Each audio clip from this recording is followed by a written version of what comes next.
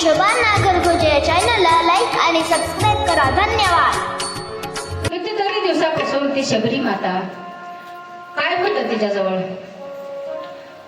पक्वाने नव्हते. कितीतरी दिवसांना आंघोळ केलेली नव्हती. घर सध्या स्वच्छ नव्हतं महाराज, पण शुद्ध भाव होता. मग नाही का अहो उष्टी बोर खाल्ले. मग परीक्षिती म्हणतात, व्यासजी माझ्या कुळातली हे कथा सांगा ना. आता परीक्षितीची भेट कशी झाली? काल आपण सांगितलं, पांडव वनाला गेले, वनाला निघून गेले तिकडे हिमालयात आणि निजधामाला गेले महाराज. तेवढं संपलं, सगळं झालं. मग आता राहिलं होतं कोण? परीक्षितीला राज्यावर बसविलं आणि एक दिवस मनात आलं शिकार करायला जा. परीक्षिती राजा शिकार करायला गेला बरं का. गेल्याच्या नंतर काय दिसलं त्याला? अहो एक काळा कुट्ट माणूस आणि एक बैलाला एवढं मारित होता. राजाने विचारलं, अरे कोण आहेस तू आणि माझ्या राज्यामध्ये तू कस काय मारतोस मुक्या प्राण्याला? तर ते सांगू लागला, मी कली आहे म्हणे. आणि आता कलीचं आगमन झालंय. भगवंत निजधामाला गेले आणि पांडव धर्माचं प्रतीक होतं महाराज, ते पण निजधामाला गेलेत. आता माझाच कलीचा संचार झालाय. ह्या कलीमध्ये असंच होणार आहे आता, कारण कलीचा प्रभाव सुरू झालाय. राजाने सांगितलं, माझ्या राज्यात तुला राहायला अधिकार नाही, कारण धर्माने चाललेलं हे राज्य होतं. माझ्या चुलत्याचं, माझ्या वडिलाचं धर्माने राज्य केलेलं होतं आणि मी चालून देणार नाही. जिथं धर्म आहे महाराज, तिथं लक्ष्मी टिकून राहत असत्या. बघा हे काय राजाला काय झालं?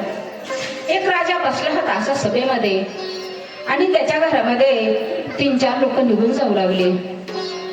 पहिल्याला विचारलं, कोण आहेस तू? त्यानं सांगितलं, मी भाग्य आहे, जातो मी. जा म्हणे, भाग्य गेलं तर जाऊ द्या. दुसऱ्याने सांगितलं, कारण आम्हाला राहायचं नाही ह्या राज्यामध्ये. आता भाग्य निघून गेलं, भाग्य गेल्याची की लक्ष्मी पण जाणार आहे, लक्ष्मीला जाऊ द्या म्हणे, काहीच गरज नाही. पण शेवटी धर्म जाऊ लागला महाराज. त्याला विचारलं, तू बी चालला का? ते म्हणाले, हो. जिथं लक्ष्मी नाही, जिथं भाग्य नाही, आता उद्या गरिबी, चोऱ्या काही पण वाढतील, मी कशाला राहू? त्याने सांगितलं, असं काहीच होणार नाही. धर्म टिकून राहिला की सगळं टिकून राहते महाराज. जिथं धर्म असेल तिथं लक्ष्मी असत्या, भाग्य असतंय, सगळंच असतंय. तुला नाही जाऊ देणार. मग धर्म राहिला होता तिथं, पण आता धर्म गेला, अधर्म वाढू लागला. माझ्या राज्यात राहायचं नाही. ते म्हणे, कुठं राहायचं? आता जिकडं पाहावं तिकडे तुमचंच राज्य आहे. मला कुठेतरी जागा द्या, कृपा करावर माझ्यावर. आणि एवढा वाईट नाही मी. माणूस कितीही वाईट असू द्या, एक तरी गुण चांगला असते त्याच्यामध्ये. माझ्यामध्ये बी गुण एक चांगला आहे. कारण बघा, कलियुगामध्ये किती शुल्लभ साधन आहे. सांगून गेले मी पहिल्यांदाच. कितीतरी तपश्चर्या करावं लागत होत्या, कितीतरी दान धर्म यज्ञ करावं लागत होते. त्यावेळेस सध्या भगवंत भेटत नव्हता. 1000 वर्षाचं आयुष्य होतं त्यावेळेस. आणि आता मात्र आमच्या जनाबाई संघ, नामदेवराया संघ, माऊली संघ फक्त 100 वर्षाचं आयुष्य होते. पण देव जेवत होता, गप्पा मारित होता, गोष्टी करीत होता. किती फक्त नामाचा प्रभाव आणि अल्प वयामध्ये आणि तेवढ्याच वेळामध्ये भगवंताची प्राप्ती होत होती. मग कलियुग वाईट आहे का? नाही. इथं फक्त सत्य टिकून आहे महाराज. दान धर्म आणि नाम एवढ्यामध्येच देव प्रसन्न होतोय आणि देव भेटत आहे. मग मला द्या जागा कुठेतरी एखाद्या कोपऱ्यामध्ये. सांगू लागला बरं का ते कली. आता याने जागा दिल्या महाराज. कोणत्या जागा दिल्या? त्याला सांगितलं, तुला वाईट जागा भेटतील, चांगल्या जागा भेटणार नाही. तर कोणत्या जागा दिल्या हो? बघा त्या कलीला अधर्म जिथं वाढतंय तसली जागा दिली. अविचार, म्हणजेच स्त्रीचा संघ. जिथं मदिराचा उपयोग होतोय महाराज. ऐका कलीचे मैमान, ऐका कलीचे मैमान, कलीचे मैमान, कलीचे मैमान. असत्यासी रिझले जन, असत्यासी रिझले जन. पहा पहा देते अनुमोदन, पहा पहा देते अनुमोदन.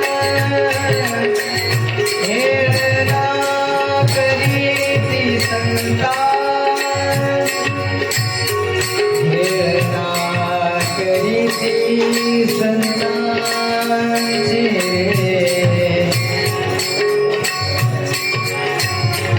हेळना करीती संतांचे.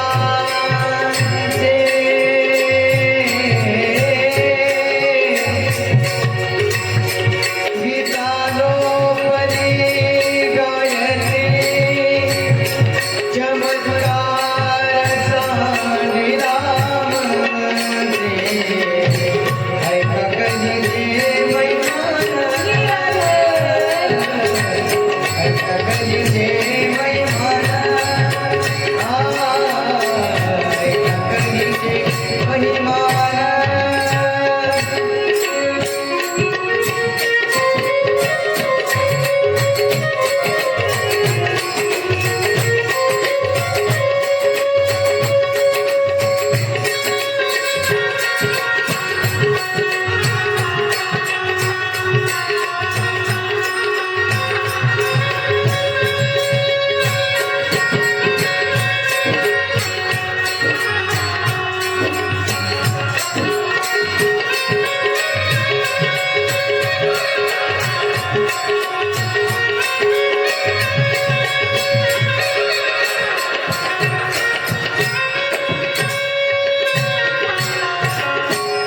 गोपाल कृष्ण भगवान की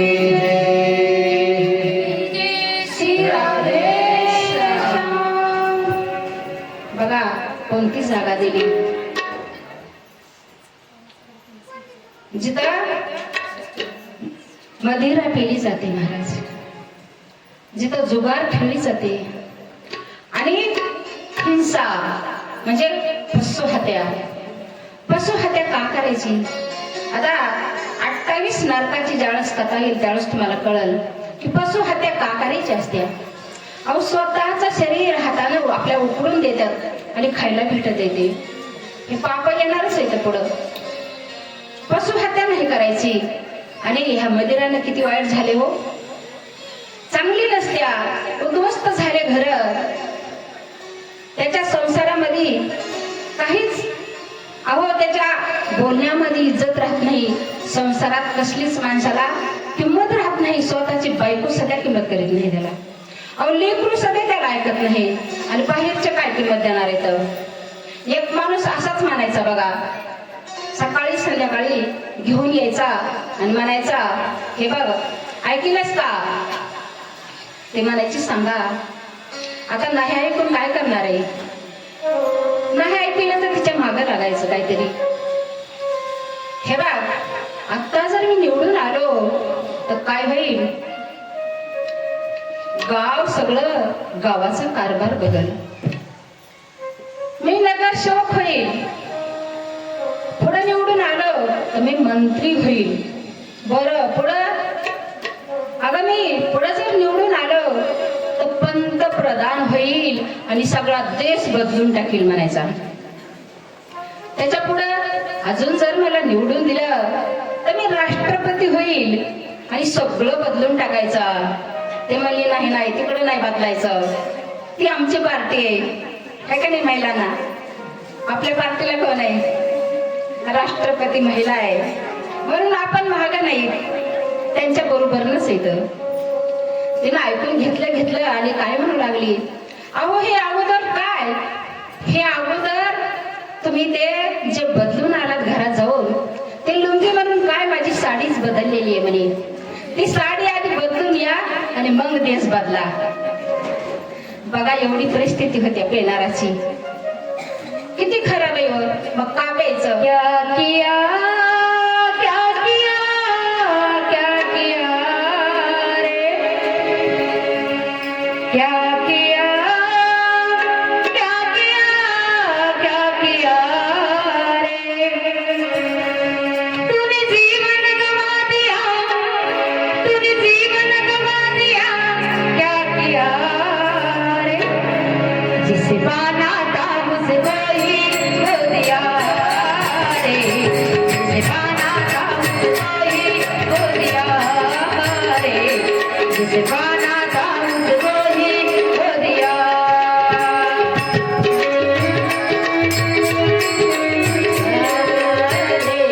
जिसे पाना था मुझको खो दिया रे. जिसे पाना था मुझको खो दिया. अमृत छोड़ा पिता है शराब रे. भगवान नाम से मुँह मोड़ दिया. अमृत छोड़ा पिता है शराब रे. भगवान नाम से मुँह मोड़ दिया. क्या किया क्या किया क्या किया रे. क्या किया क्या किया क्या किया रे.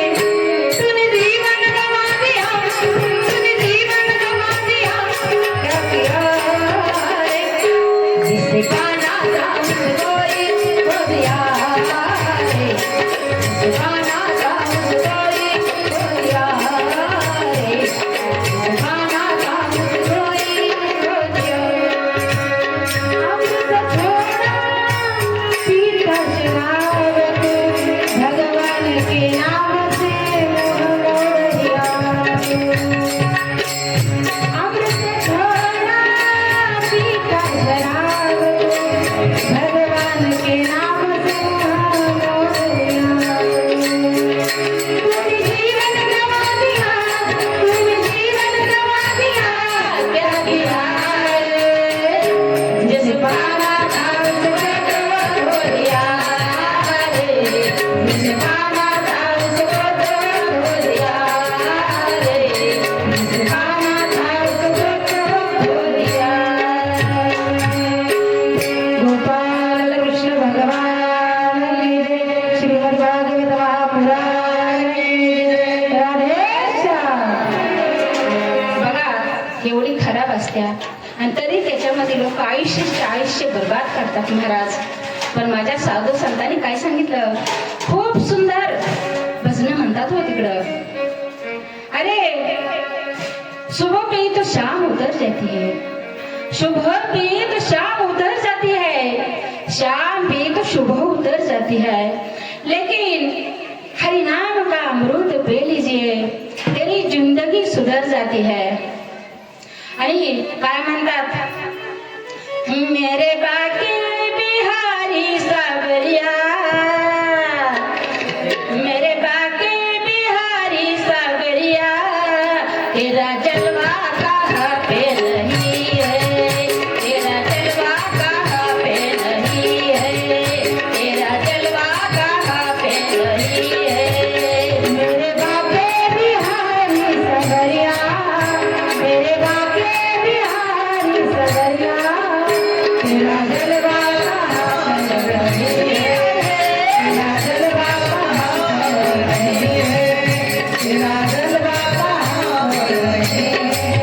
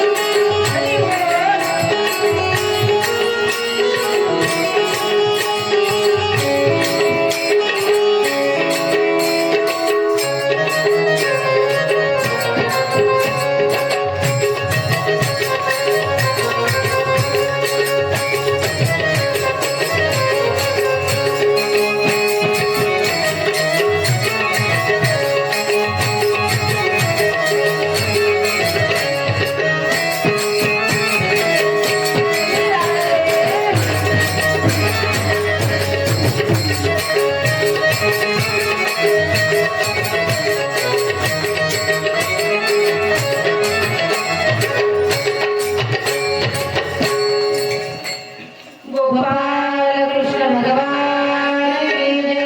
श्री राधे श्याम. लोग पीते हैं, पीने से गिरते हैं. हम पीते हैं लेकिन गिरते नहीं. क्यों गिरते नहीं? हम हरि नाम का अमृत का प्याला पीते हैं महाराज. तुम्ही काय करा, अरे नामस्मरण, जिंदगी सुधरून जाईल तुमची. प्यायचंच आहे तर भगवंताचं नामाचं सेवन करा. म्हणून ती जागा दिली महाराज. आणि कोणती दिली? स्त्रियाचा संग करायचा नाही. कितीतरी लोक बर्बाद झालेत महाराज. आणि कोणती दिली दुसरी? अहो, एवढं सगळं देऊन सध्या समाधान झालं नाही त्यांचं. आणि कधी काय म्हणू लागला, हिंसा वाईटच आहे, मदिरा वाईटच आहे. पत्त्यांनी तर सगळ्यांनी माहितीये. अहो, एवढा धर्म राजा पांडवामध्ये काय झालं? पत्त्याच्या डावामध्ये स्वतःचं राज्य तर केलंच गेलं, पण आपल्या भावाला लावलं पत्त्याच्या डावावर. एवढंच नाही तर द्रौपदीला स्वतःच्या बायकोला लावलं महाराज. एवढा राजा 12 वर्षाचा वनवास कशामुळे झाला? हे पत्त्याच्या डावामुळं. चांगलं आहे का हे पत्ते खेळणं? काही चांगलं नाही. मग चांगली जागा एखादी द्या ना आम्हाला. चांगलं काय आहे? सोनं सगळ्यात चांगले महाराज. सोनं काय आहे? शुद्ध सात्विक सोनं आहे आणि लक्ष्मीचं रूप आहे बरं का. मग सोनं द्या मला. माझ्या मनावर एकतरी जागा द्या मला. ठीक आहे म्हणे, घेऊन टाक, पण तुला कोणत्या सोन्यात बसावं लागेल? आधारमानं कमवलेलं सोनं तुझ्यासाठी असेल, जे आपल्या कमाईनं आणि सात्विक विचारानं कमविलेलं ते मात्र तुला जमणार नाही. बघा, सोनं किती छान असतंय, साक्षात लक्ष्मीचं रूप असतंय. मग आदरमाने जर कमविलेलं कोणतंच चांगलं नसतंय महाराज. उगाच सांगितलंय का? जोडून या धन उत्तम जोडून या धन उत्तम व्यवहार. जोडून या धन उत्तम व्यवहार. जोडून या धन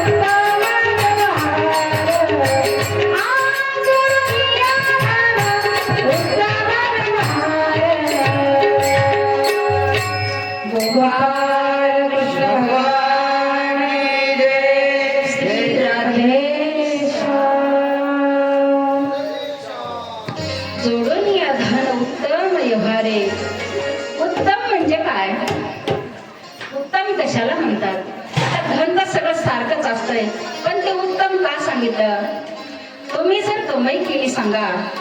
अहो, तुमची महिन्याला 1 लाख जर कमाई असली तर कमीत कमी तुम्ही 10,000 तरी खर्च केला पाहिजे. कुठं केला पाहिजे? मेहंदीला साड्या नाही घ्यायच्या बरं का, किंवा पत्नीला खुश करायचं नाही एखाद्या हॉटेलमध्ये नेऊन. तुम्ही परमार्थामध्ये खर्च करा.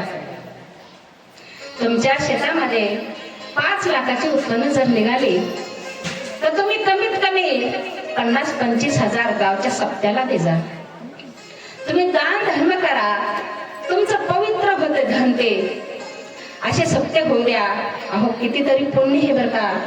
खरंच तुम्हाला कळत नाही. आता काय सांगावं. आता ते कसं आहे, तुम्ही म्हणताल ह्या ताई काही बी म्हणतात, पण सगळ्यात तुमचं जर धन असेल तर तुमच्या हाताने जेवढं खर्च होईल परमार्थात तेवढंच तुमचं धन आहे, बाकी काहीच नाही तुमचं.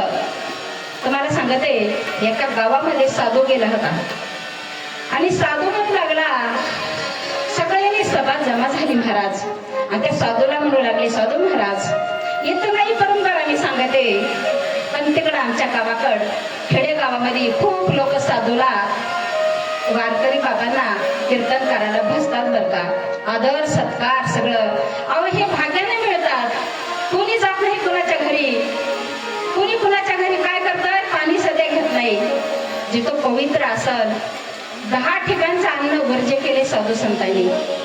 कुणाच्या भाग्यातच नाही हे संताचे पाऊल पडणं किंवा संताला अन्न घालणं किंवा सत्कार करणं.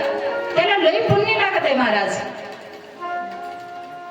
मग त्या पद्धतीने त्या साधूला म्हणू लागले, साधू महाराज तुमचे चरण आमच्या घराला लागू द्या, चला आमच्या घरी. सगळीची रांग लागली, आमच्या घरी चला, आमच्या घरी चला. ते म्हणे थांबा मी परीक्षा घेतो म्हणे. त्यांनी परीक्षा घेतली, मला जर जे खरं बोलल आणि ज्याचं आवडेल त्याच्याच घरी जाईल मी. रांगेत उभं टाकले महाराज सगळे लोक, आणि साधू प्रत्येकाला विचारू लागला, तुमचं वय किती. पहिल्यांदा विचारलं, ते म्हणे माझं 20 वर्षाचं वय आहे. तुमचे उत्पन्न किती आहे. 20 लाखाची आहे म्हणे माझी. ठीक आहे म्हणे. दुसऱ्याला विचारलं, तुमचं वय किती आहे. 30 वर्षाचं आहे. तुमची उत्पन्न 30 लाखाची. आता तिसऱ्याला विचारलं, 40 सांगितलं. उत्पन्न 40 लाखच आहे. अहो पुन्हा विचारलं, एक बाबा होते बर का, श्रीमंत होते, त्यांना विचारलं, तुमचं वय काय आहे. त्यांनी सांगितलं, माझं वय आहे 20 वर्षाचं आणि तुमचे उत्पन्न 2 लाखाची म्हणे. सगळे गावातले चिडले, बाबा अहो गाव विकत घेताना एवढी सावकारकी आहे तुमची, तुम्ही किती श्रीमंत आहात, तुमच्या त्या अंगठ्या वगैरे हे तुमच्या गळ्यातली चेहनच आहे की तुमची एवढी, तर 50 लाखाच्या पुढची. असं खोटं का बोलता तुम्ही साधूला. आणि तुमचं वय आता 70-80 झाले, तुम्ही म्हणतात 20 वर्ष आहे, असं का खोटं बोललात. त्यांनी सांगू लागले, बाबा एवढंच नाही, 1 करोडाच्या पुढे माझे उत्पन्न आहे आणि एवढं माझ्याकडे बॅलन्स आहे, पण काही कामाचं नाही. ते सगळे लुबाडून घेतील. अजून 5-25 वर्षानं मी थकलो, काय करते, सगळे वाटण्या करते आणि लुचून सगळं वाटून घेते. माझं काहीच नाही त्याच्यामध्ये. मग 2 लाखच कसे. ज्यावेळेस गावाचं मंदिर उभं राहिलं होतं आणि कार्यक्रम होता कळसाचा, त्यावेळेस मी फक्त 2 लाखाची देणगी दिली होती मी, कारण तेवढंच माझ्या हिश्श्याला येणार आहे आणि तेवढंच पदरात माझ्या पडणार आहे पुण्य.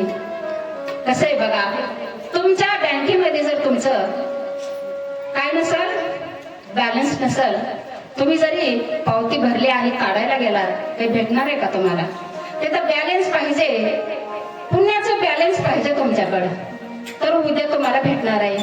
तुम्ही इथंच कमविले आणि इथंच ठेवून गेले, काय तुम्हाला पुढची प्रगती होणार आहे तुमची.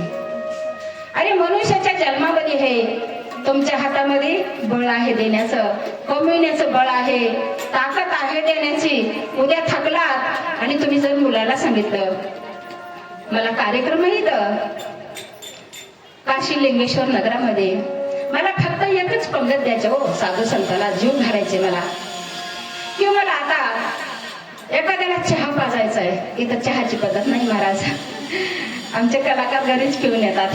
आमच्या भागाकडचं सांगते बरं का, इथं थोडी वेगळी पद्धत आहे. आमच्या इथं 2-3 मिनिटं होत्या आणि थकलेले असतात, चहा आणतात, रसना आणतात, प्रत्येक आणतात. तिथं काही त्यांचे नावं नसतात, पण आजूबाजूचे घर तेवढी सेवा घडावी.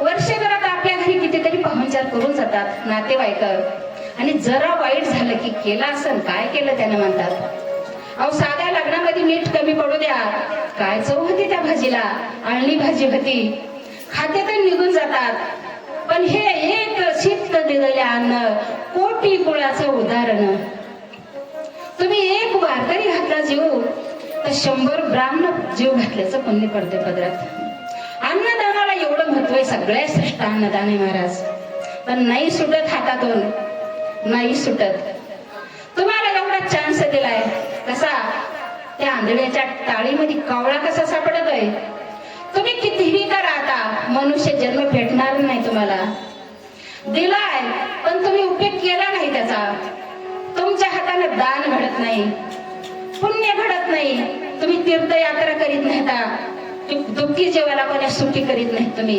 काय मनुष्य जन्म उपयोग आहे का सांगा ना अरे कशासाठी दिला होता हे भजन करण्यासाठी पुण्य करण्यासाठी देवी दिला दे हे भजन देवे देवे दिला देह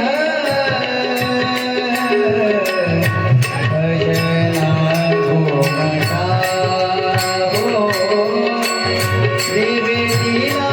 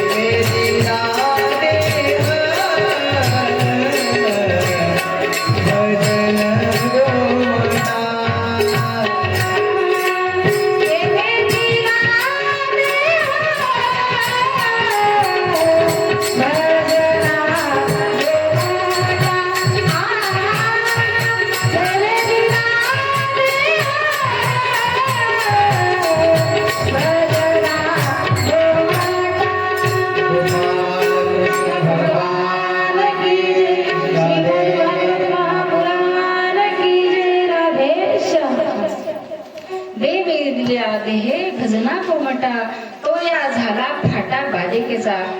देवाने देह कशासाठी दिलाय दान धर्म करण्यासाठी कारण बघा दाने न पुण्य न तर कंकणाने माने न तृप्ती न तर भोजनाने काय होतंय ह्या हाताच्या कंकणाला कुणीच बघत नाही महाराज हे हात फक्त दान करण्यासाठी पाहिजे आणि ज्ञाने न मुक्ती न तर चंदनाने कारण ज्ञानच पाहिजे माणसाला मुक्त होण्यासाठी तुम्ही अंगाला चंदन लावला तर मुक्त होणार नाही कसं आहे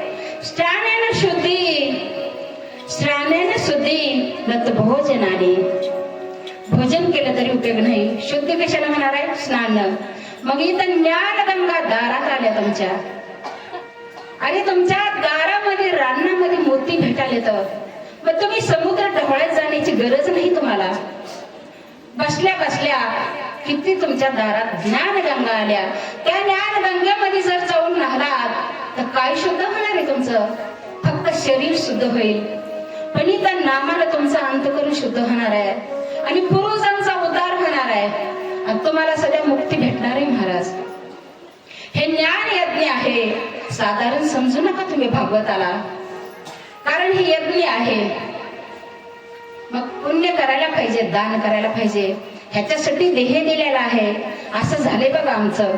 ज्यावेळेस युद्ध चालू होतं आणि प्रसन्न करून घेतलं भगवंताला प्रसन्न करून घेतलं आणि ब्रह्मास्त्र दिलं कुणाला? कर्णाला. आणि ज्यावेळेस रणामध्ये सगळे मरू लागले, युद्ध भयानक तापलं होतं. दुर्योधन म्हणाला, अरे एवढं ब्रह्मास्त्र आहे, टाकलं तर एकदाच पांडव मरून जाते तुमचे. हे कशाला जपून ठेवायचंय? इथं किती संख्या रोज मरायली, किती कमी व्हायली संख्या, तुम्ही का टाकीत नाही ते ब्रह्मास्त्र? पण ह्याला माहिती होतं ब्रह्मास्त्र कशासाठी घेतले मी, कारण सगळ्यात जास्त अर्जुनावर दात होता. अर्जुनानं अपमान केला होता जगुजाग महाराज. आणि अर्जुन एवढा श्रेष्ठ होता, धनुर्धारी, कोणालाच ऐकत नव्हता. आणि अर्जुनाला नष्ट करण्यासाठी मागून घेतलं होतं. पण त्याला अगोदर सांगितलं, टाका तुमचं ब्रह्मास्त्र. ते टाकलं महाराज. अहो सगळे खुश झाले, पण कर्ण मात्र दुःखी झाला. का झाला? मी कशासाठी मागून घेतलं होतं आणि कुठं उपयोग झाला त्याचा? मी घेतलं होतं अर्जुनासाठी, पण उपयोग मला इतर रणांमध्ये दुसऱ्या शंकेला टाकावं लागलं. तसं हे देह मानवाला कशासाठी दिलेलं आहे? स्वतःचं कल्याण करून घेण्यासाठी, मुक्त होण्यासाठी. ह्याच जन्मी घडे देवाचं भजन. तू